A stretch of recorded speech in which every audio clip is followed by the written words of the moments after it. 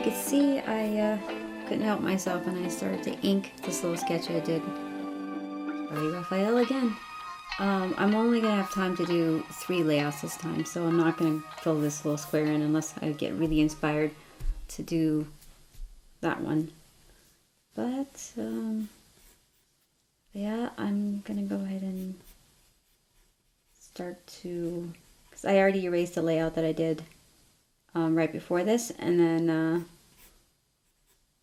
going to go ahead and clean it up a little bit. And I think I'm going to just take it into Photoshop and clean up the lines a little bit just to speed up the process, because I have quite a bit of stuff to draw, different projects, you know, to finish up. So this is the quickest way to go about it.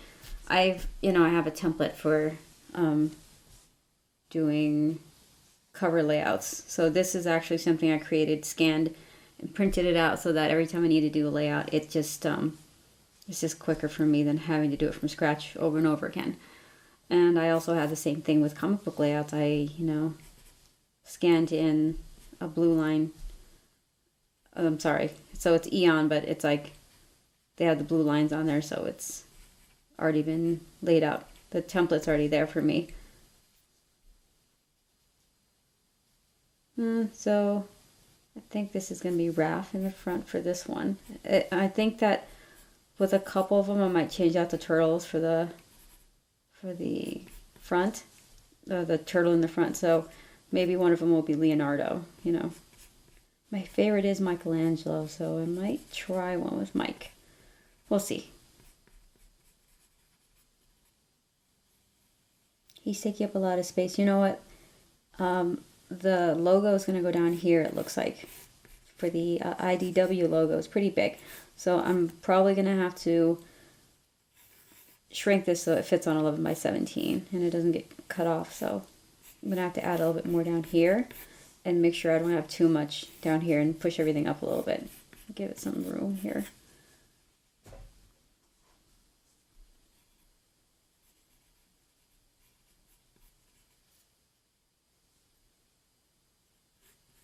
And then we'll have another turtle here, and then I have one right here. I could kind of make it out, but I don't know. I want them to kind of fan out a little bit, so that's my basic layout. It's like this, basic, like a peacock almost. There's Raphael's side. Yeah, see, it's not fitting, so. Okay, let me go ahead and figure this out.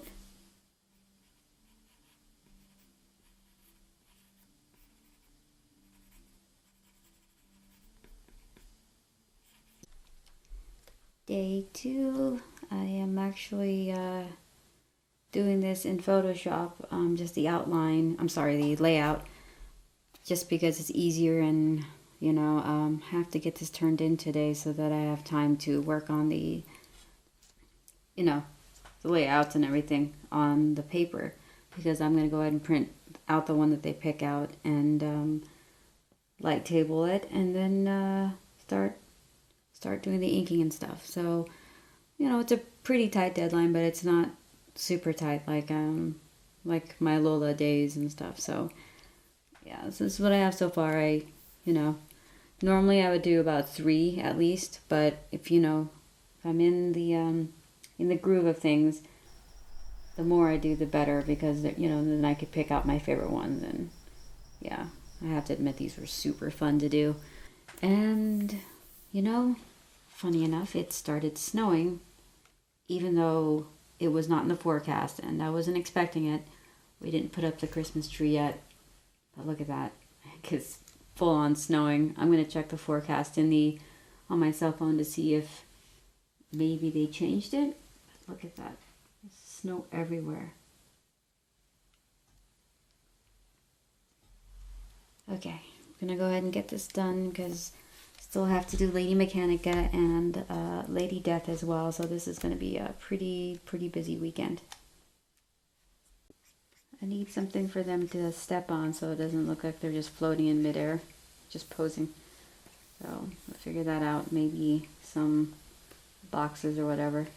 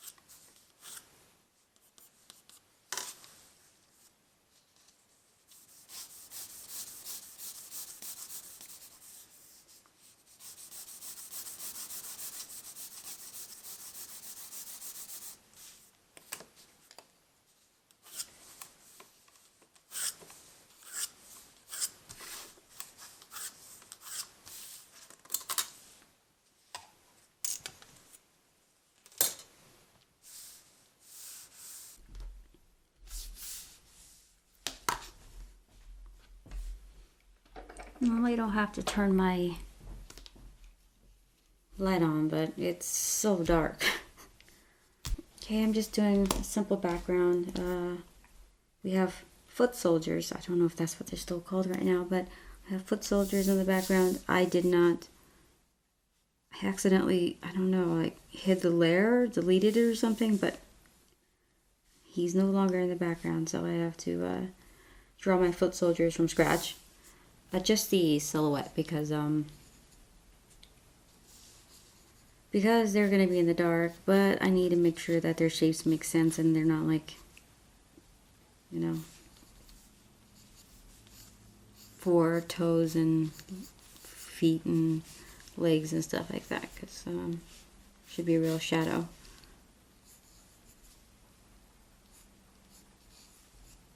We should probably look angrier too. Aggressive.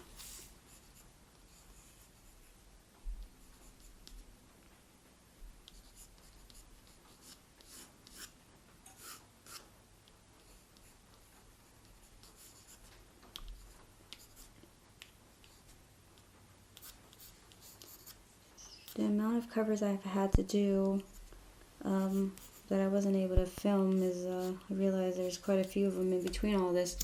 So really, I film about 20% of the stuff that I do. Because naturally with a due date on certain ones, and sometimes they overlap, it's hard to plan that as well. I should probably get better at doing that though.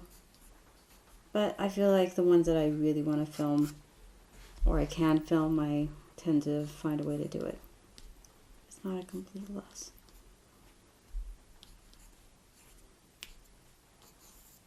I think that's pretty good. Okay, time to ink the turtles.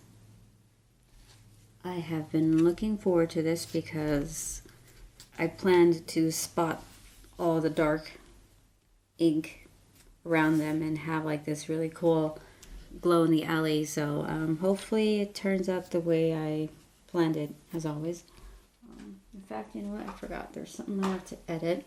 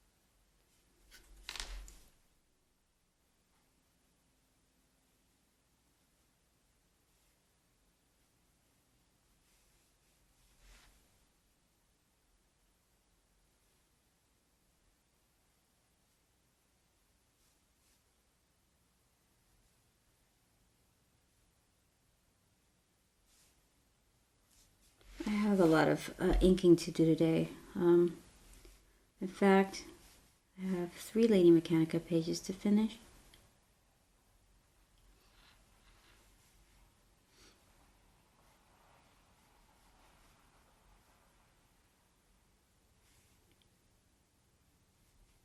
So I might outline some of this to keep me focused. So I would normally outline the shapes and then do the deepest, darkest blacks first, and then go in and do the fine detail. That's what I was doing with Lady Mechanica last night.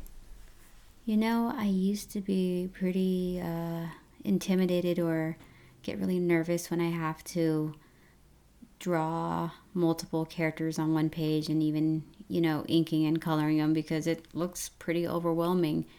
And it's not until recently where I felt very comfortable doing that, because working on Lady Mechanica, there was just so many, you know, aspects of the page and the story involved and multiple characters that I kind of got used to the process. And so I carried that process that I learned over into working on this cover, where there's, multiple characters and it's rather complex, the lighting sources and everything.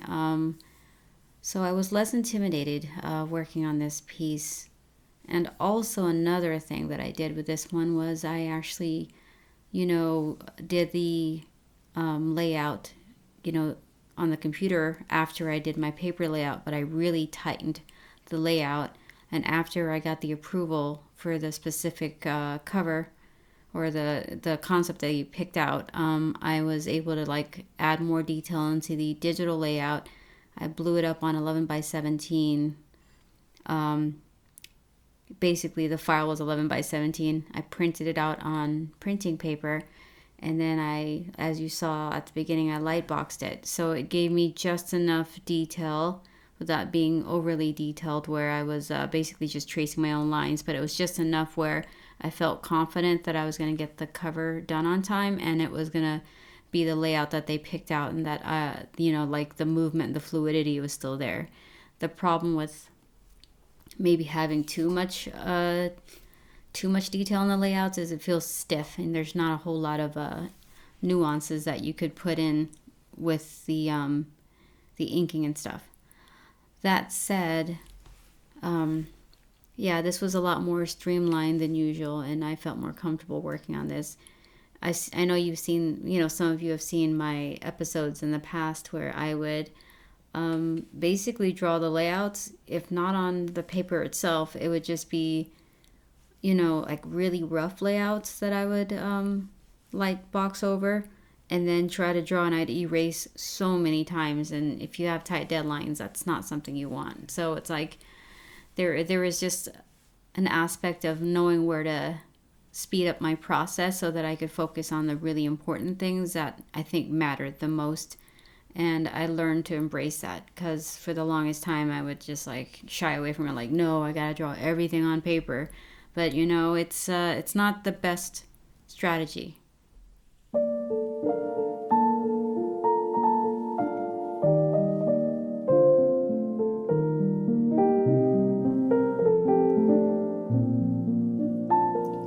did a lot of inking last night on the background.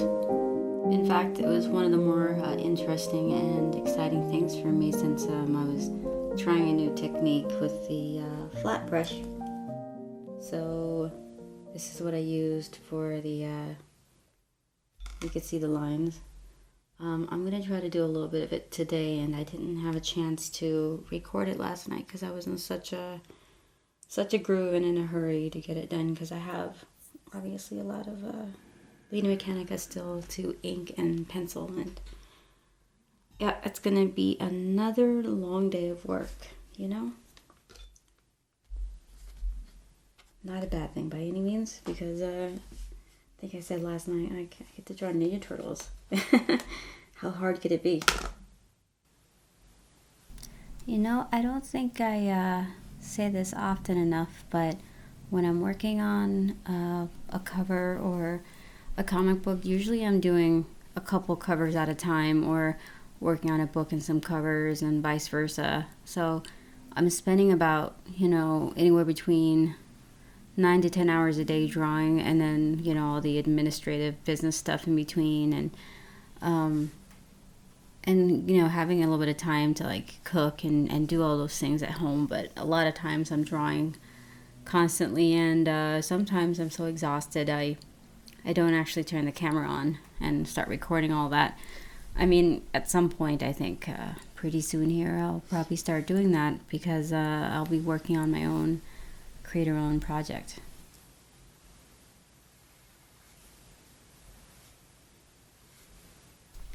Let's talk about the brush that I'm using. So this is my favorite brush of all time. This is the Kiritake Menzo brush. It's quite expensive. I think it was $10 when I bought it, maybe even more than that. But I think I bought 5 of these because they're so hard to get a hold of. I had to get a couple of them sent from Japan, since they didn't have any more available on Amazon for a while. So I was paranoid, and I try to take as good care of this as possible. But sometimes I use this brush to I use color ink, like the India ink, and then sometimes I don't clean off the ink enough, so then it just leaves like this residue, and it makes it really, really hard, and it's impossible to clean it off. So I'm trying to be more careful with this brush, where I'm basically dipping my brush in there, only halfway, not all the way up to the top, because then it cakes on there, and it's really hard to get it off. And it also makes it so that the lines look a little bit more fine, and it's like a stiffer nib, if it was a nib, like a stiffer brush. Whereas if you dipped too much of the ink in, then it starts to kind of bend and warp a little bit, and it doesn't give you these clean lines that I'm getting right now. So I think I'm going to take the time to talk about why this cover was a bucket list item. And I've had a few colleagues that have done covers for them recently, like Kari and Matteo. We all, grew up with Ninja Turtles, and the films made it so much more epic. And I was on the same boat, like my brother, my cousins, we all grew up with Ninja Turtles. And the weird thing is like I always missed all my shows, like She-Ra, and it was always like the tail end of He-Man and Voltron.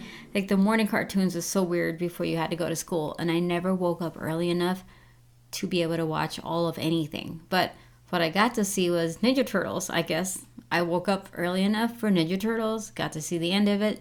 I'd see reruns, and that was kind of my thing, and my brother was obsessed with it, of course. And if you're lucky, you'd be able to get a couple of the Ninja Turtles, but you never got to fully collect every single one of them unless your parents, every time you asked for a turtle, would get one. So it was kind of like a treasure hunt to try to get all the turtles. And I had my Barbies, and we'd have a budget, and the turtles would always win out. That's kind of why, and I mentioned this on one of my Instagram posts, like I always ended up with a bunch of different Barbies, and then finally the cheapest Ken that came about, my parents are willing to spend the money, I bought a Ken and a Barbie. And that, I think it was like $10 or something like that. Anyhow, so that's how our toy situation happened, and that's how Ninja Turtles happened. But because we worked with so very little, and you had to be creative, like I came up with stories like my brother did, and we made up our new Ninja Turtle stories and Barbie stories, and all sorts of stuff like G.I. Joe and stuff. And so every time I think about Ninja Turtles, I always thought about my childhood. I thought about the movies that came out in the 90s, which were awesome. We had Vanilla Ice, we had Ernie Reyes Jr. I mean, like some of that, the martial arts in that, and the fact that they were wearing suits, and you had Corey Feldman doing voices and stuff. That was like quintessential 80s and 90s. So those films were amazing, and I would argue that it's some of the best translated from comic to toys to animation to movies. So I know we've got it good right now with all the stuff that's coming out with like Marvel and stuff, but I feel like Ninja Turtles was groundbreaking because it like bridged the gap between all of those different platforms, and made this Turtles of all things interesting, popular, and just it spoke to the generation, and it still does till this day. So that's why, to me, this variant cover was a bucket list item.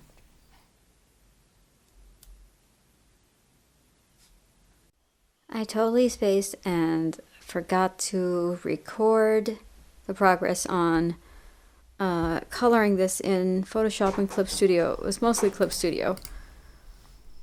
I don't know if I forgot or I just knew I had a lot going on, so I didn't have a chance to. I wasn't really home half the time. But this is what the colors look like. So I did mostly Clip Studio with their illustration tools, and then took it into Photoshop, and then added a bunch of adjustment layers for the colors and stuff like that. So that's kind of where I took this piece, and I kind of had an idea that I wanted to have it like a top-down spotlight, like, you know, alleyway light and some vibrant colors, but not so saturated that the turtles would get mixed in there with the background. And I also printed it out just to see what it'd look like. So this is what it looks like printed. So I am super happy with this piece. In fact, where is the inked version of it? I already put it away. See, that's how I roll, like, got all this stuff going on. So this is the inked version. All completed. Ta-da! So here's the actual comic book. This is the foil edition because I already sold out of the regular, what do you call it? The plain version edition. But so this is foil, and it looks super cool in real life. Like the pinks and stuff pop out. So I don't know if it translates on here, but it's really shiny. Anyway, so this was cool to actually show you the finished printed book, because usually when I make an episode, I don't actually have the product in hand. I just have the you know, finished piece of art. But this was cool. And as always, you guys, thanks for stopping by my channel, and I hope to see you guys around.